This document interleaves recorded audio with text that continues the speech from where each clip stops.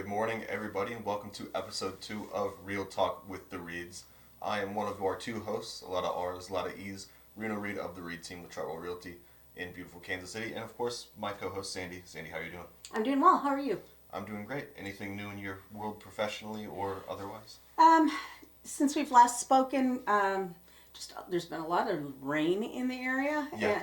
and dealing with clients who've had issues with water coming in places they haven't had it. A lot of houses have had water in their basements and things like that when they've never had them before. Right. Other than that, just doing what we can to serve our clients. Yeah, absolutely. And I think kind of to your point, like when you get a lot of that rain, it just really, a lot of issues come up that you're just not necessarily used to seeing because it is also a torrential downpour that you're not really accustomed to seeing in the area. Absolutely, absolutely. So, what are we going to talk about today? Well, I've heard a lot of people talking in recent, like, honestly, as far back as 2020 even, as the real estate market kind of started taking off, about wanting to wait and opt out until they have a huge spike in foreclosures. And now the interest rates are rising as well as housing prices are rising at still really significant rates. People are kind of wondering, is this going to be another crash like we saw in 2000, 2007, 2008? I personally categorically do not think that is what we're going to have. 2000 and that whole time period, the setup for it was so different. First of all, they had a lot of people were doing 80-20 loans, which is because they didn't have a down payment and they didn't want to pay PMI, so they would do an 80% first loan, 20% second loan, so there was 100% financing. So that put them at just a bad spot to begin with. And their first loans were running anywhere between 5 and 7%, and that second loan could be up to 9% or more. Oh, wow. Yeah, and the plan was that the rates that the housing would continue to appreciate and that they could refinance it into one loan. And because there were also adjustable rate mortgages, which meant that they would stay low for the first couple of years so that the people could afford to get in. They were kind of trying to get into houses they really shouldn't have been into, Right. trying to keep up with the Joneses. And then but after that 2 or 3 or 5 years, when that interest rate bumped up, that's when we started having the biggest issue, because between that and we had recession going on, and some people were losing their jobs and everything like that. That was when the situation was just so different than what we've got right now. Right, and I know even now with like adjustable rate mortgages kind of coming back because interest rates are going up, you do have a lot more. The lending side of it is a lot more heavily regulated than it was back then. Where Absolutely. now you have certain minimum amounts of times that it can be set for. Where I know we've heard stories of you have this locked in for a month before you start raising back and then with just like extremely massive jumps. Right. Right. And then the other thing when people did get behind, back then the banks weren't willing to really work with the clients at all, and so they'd get foreclosed on. And so whereas now, I think people have been hearing a lot of with COVID, they've been the forbearance and things like that. Right. And that's while with COVID, we've had some people have been off work and have had some hardships. The forbearance has kept us, a lot of it, from turning into a foreclosure situation. Now, for the people who aren't necessarily real estate oriented, this isn't necessarily something they're super familiar with. We might be putting the cart before the horse a little bit. Let's take a step back. What exactly are we talking about when we're talking about foreclosures specifically? Okay, a foreclosure occurs when a homeowner gets behind for whatever reason, and they just can't make their payment. And so they in some cases they don't do anything. They freeze and don't do anything, continue not to make the payment, ignore the bank and things like that. In some cases they try and talk to the bank, but the bank will not work with them to try and come up with a workable solution. And so there's actually 2 different kinds of foreclosure. It depends upon if you're in Kansas or in Missouri. In Missouri, when you sign that deed of trust, that spells out that if you do not make your payments, they can, with 30 days notice, they can sell the house on the courthouse steps. Whereas in Kansas, they actually have a court hearing and a process that they go through. So and this doesn't happen quickly. It takes, they don't even think about this till you're probably 6 months late usually, and sometimes it can take weeks or months or even years to completely get foreclosed on. So Right. it's not like they don't want your house, but They and want the money. They right, want your money. yeah, they want our money. They're not in the business of holding real estate. Right. So, but that's kind of how the process itself works. And like I said, for the reasons that we talked about earlier, it was just a bad situation back then, and we don't have those same dynamics now. Right. Yeah. I think you're definitely right. Where we're not really too at risk of having another 2008 as we sit right now. Now, obviously, things can change. No one knows what the future holds. If we did, I wouldn't be here in front of the camera. I would be here, a multi-billionaire on some Absolutely. yacht Yeah. somewhere. Yeah, and to kind of go with those numbers now, because the COVID thing and the forbearance, people are thinking that there were a lot of people that were underwater, and I think at the worst of it, there was like 7.6 million families that went into forbearance, Right. and right now there's I think there's 470,000 people that are in some sort of forbearance. Everybody else has gotten themselves out of that situation, Right. and either by restructuring their loan, or they're back to work and things like that. So we don't have that huge pool, because of COVID at least, Right. of people that are most likely going to, lose their house. Right. And I think the other interesting thing to see as kind of time moves forward is this inflation that we're all experiencing across the board, whether it's, with the fact that it is just more expensive to live in general. That means your paycheck doesn't go as far. And I'm not trying to make this a political thing. I definitely could if I wanted to, but like, this is just a reality of the situation that everybody's facing, whether you're, high, middle, low income.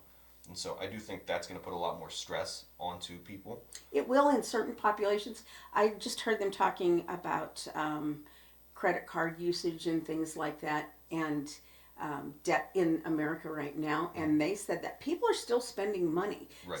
Because while it stretches the income, for a lot of people, their income is a lot better than it was, 10 years ago. Or, Right. you know what it's like coming out of college.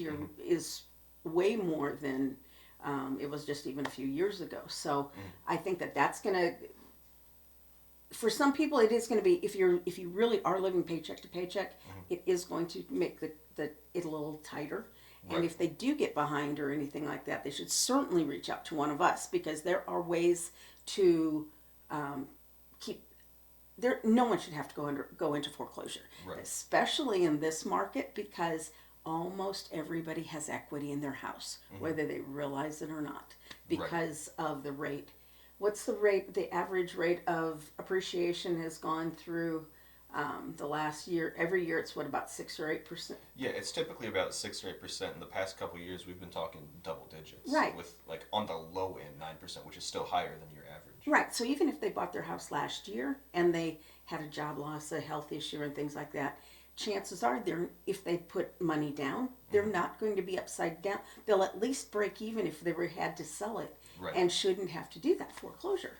Right, and that's going to help you from a standpoint of, obviously, if you do have equity, you get some of that money back into your pocket whenever you do sell, but you also don't have that kind of negative hit on your credit from having a foreclosure or anything like that. And it does become a hit on your credit, in the respect that if you're trying to go conventional, I think it's 5 or 7 years that before you can go conventional.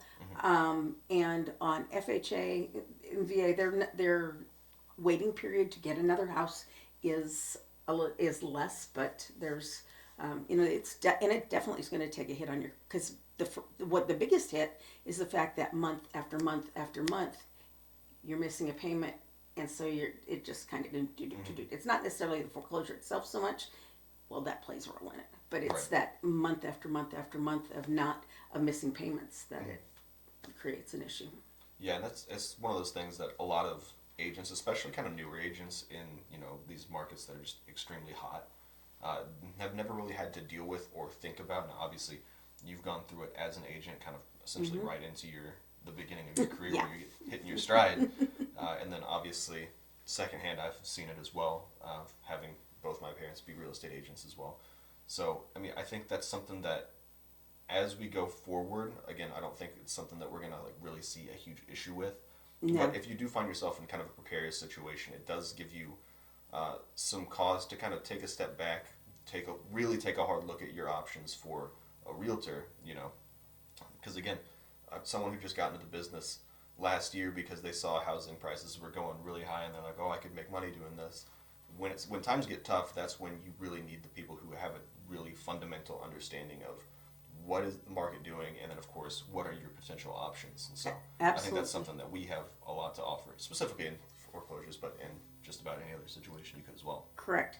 And when the place that I worked at before I was with Chartwell, we were a foreclosure house. So I've seen it from both ends. I've seen how the bank does their processes as well as on the real estate as a realtor side too. So we've got a little bit a little more unique perspective than some of the agents have got.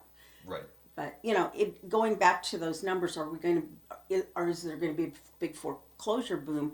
I just read an article yesterday that talked about state by state how many or how few foreclosures were on the books, and Kansas is 48th out of 50th, as lowest for having Right. any foreclosures. So Kansas has got one of the lowest rates of foreclosure rates. They're on the books right now. There are 35 houses in some state of foreclosure in the entire state. So, and the counties with the highest rates, so you're still talking probably 1, 2, 3 of those counties.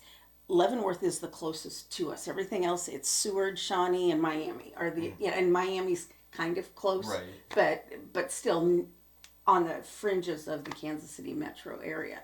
Now Missouri, theirs is a little bit higher, but they were still, I think, 29th or something like that, and theirs is like 1 out of every 6,290 houses is in the state of foreclosure. So, and those counties were Jefferson, New Madrid, sorry, and Webster, Butler, and Gasconade. And so Butler's the closest, and that's still not even really technically in the Kansas City metro area. So, Right. so what we were going to be seeing here, there's one statistic that kind of made me crazy. It said that we were up 160% in foreclosures compared to last year. Well, during 20 and 21, the government put a moratorium against foreclosures, so they couldn't foreclose on properties. Right. So 160% of zero sounds crazy, but the numbers are still low. And April's numbers are lower than March. So for that reason alone, I do not think that we're going to be seeing a foreclosure boom. Right, and kind of the numbers nerd in me, when you say that, kind of really triggers me the fact that, 130% of zero is still zero. Exactly. So, like, where these numbers come from, like, there might have been, like, one guy who the government was like, you know what, you're still getting foreclosed on, buddy. Sorry. Yeah. But Right. in order for that to even make sense.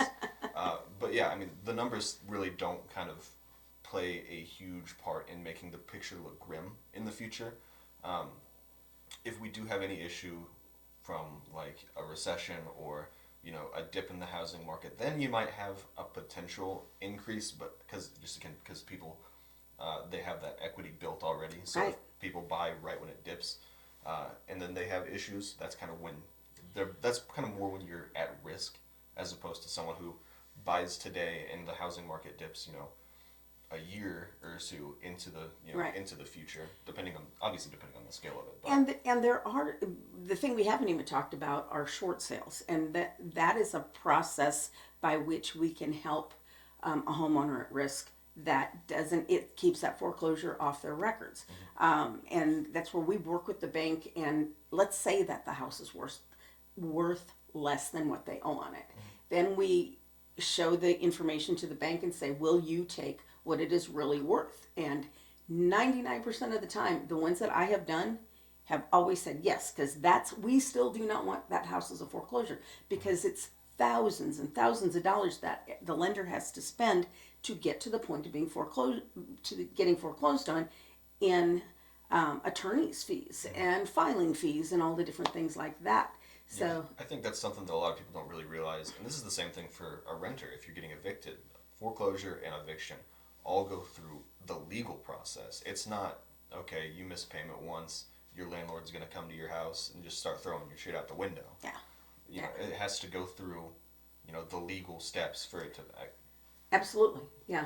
And then you talked about the rising prices. Banks know that too. So I think when people say foreclosure, they're really looking for a deal. Right. And the deals don't really exist because the banks, that's the other thing that the banks learned through that whole recession thing, is that they can get fair market value for a house. And if the house is in poor condition, they'll give it fair market value for that, which is basically you take what it would be in good condition and subtract out the cost of repairs, and that's how they will come at their value. And so just because it's a foreclosure does not mean it's a deal. And sometimes on those foreclosures, you're limited to your inspections and you take a lot more risk just because it is a foreclosure. Right, and then kind of going off that deal perspective too. I mean, you're seeing it in the housing market today. If by some stretch of the imagination there is a house that is a deal, do you not think that investors are going to jump on that the second that thing goes live? I mean, you're already competing as it sits against big, investors, big companies, hedge funds, things like that throughout the country, not just here. But whenever you have kind of those deals, they have the capital to just say, here you go, give it to me. Yep. Well, I think you and I both showed the same house in Lee Summit last week, that I categorically believed it was underpriced. Yeah.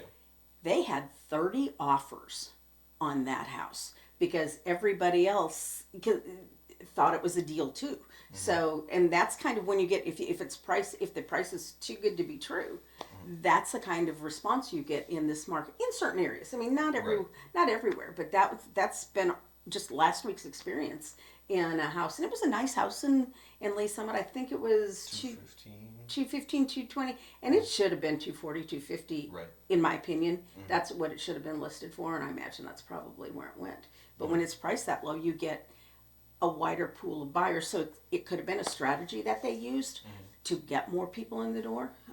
Yeah, because I mean, everything that you do from a listing or a buying perspective is strategy. I talk about this all the time. And like you said, whenever you kind of price it to a point where it's lower than it should, that not only does, if it's supposed to be 250 and you put it at 220, you have 30,000 I guess dollars worth of new buyers because they have that that Right. barrier. But also, if one person thinks it's a good deal, chances are you're not the only one, and so that's going to drive traffic up, and that's going to be the same case whether it's a new listing, a new house, or a foreclosure. If it looks like a deal, it's going to attract people who want that deal. Right, and even the investors, there are some big money investors in Kansas City, and we will kid and see how many hours it takes for us to get an offer from one of these investors. These will be sight unseen. All they do is they go through, looks like the numbers are going to meet their criteria, and they send an offer. And they used to always lowball the offer with the thought that it's cash, it's quick, they're going to take advantage of somebody's situation. But even those offers are almost always, like decent, full price, sometimes more. Right. And we had one of those last week that just closed this week. That the cash offer was something we could not. It was more than probably should have been paid for it, but we couldn't not take advantage of that because one thing, when it's cash, there's no appraisals, so you don't have to worry about comps and having appraisal issues. So right, and kind of following that trend and kind of circling back at the same time, as these investment companies are buying up these houses, they're not hitting the market again. They're making these things rentals.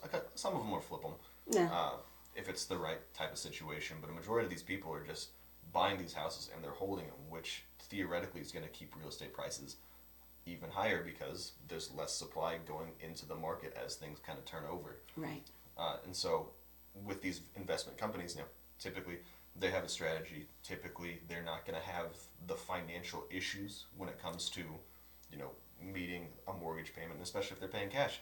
There is no foreclosure. Who can foreclose on them? Nobody. The one I got this week, their proof of funds. Proof of funds is something that if you have cash, you just have to show that you've got the cash. Their proof of funds letter was for $6 million. Mm-hmm.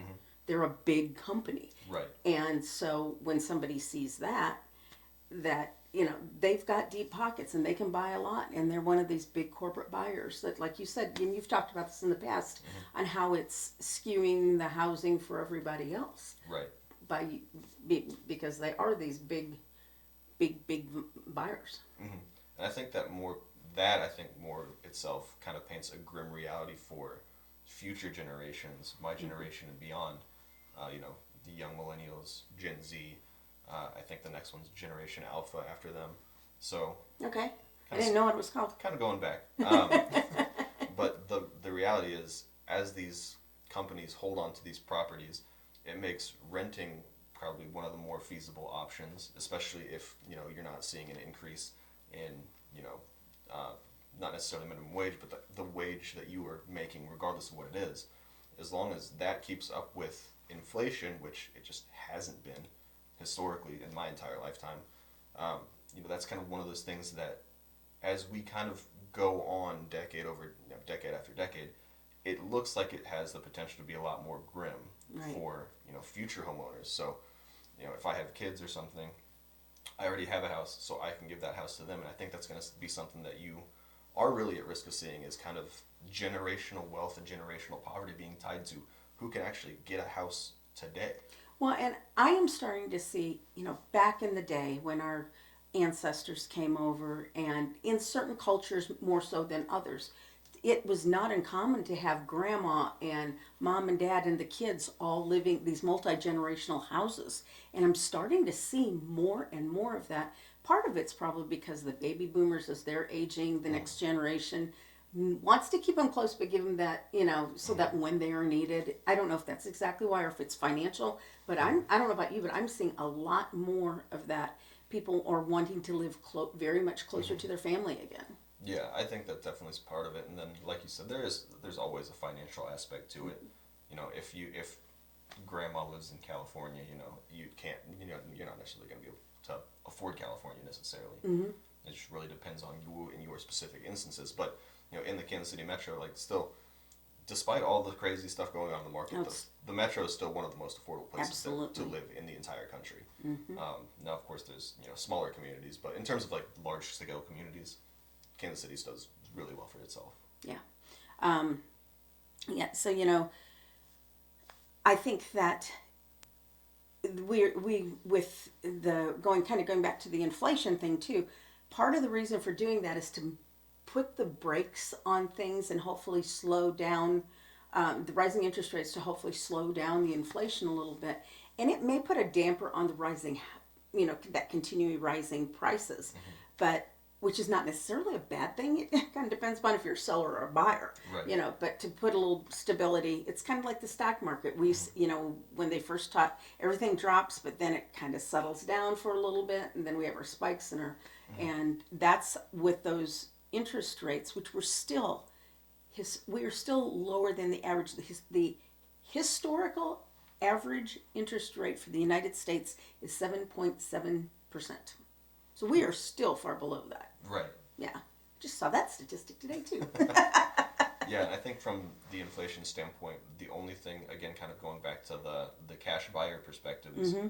the only fear that I have with, kind of interest rates rising so that people just can't necessarily afford it, is that does open up the market as well to the people who have the capital. So mm-hmm. if the housing market kind of, instead of keep rising, stagnates a little bit, at that point, these people still have the cash. If this is a viable investment for them, it's still going to be something where people are taking houses off the market. Yeah. While in a position where not a lot of people have even the ability to compete. Not just that they can't compete against them, well, they just really can't compete against them.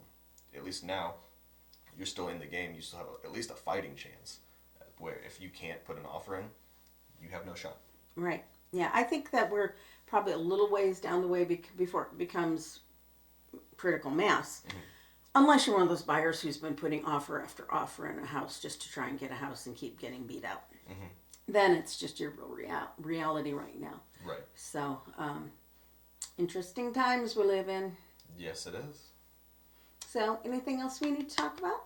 Nothing that I can think of for this week, Okay. or this month. Well, this is fun. I hope you guys are enjoying listening to us ramble on. We're having fun with it. Yeah. And, if you have a specific topic you'd like to hear about next month, feel free to reach out, put a message to us. Absolutely. Our best value is going to be giving the people what they want. Exactly. Realtors for the people. That's right. Well, it was good talking to you. It's great to talk to you as well. Yep. And until next month. We will see you guys later.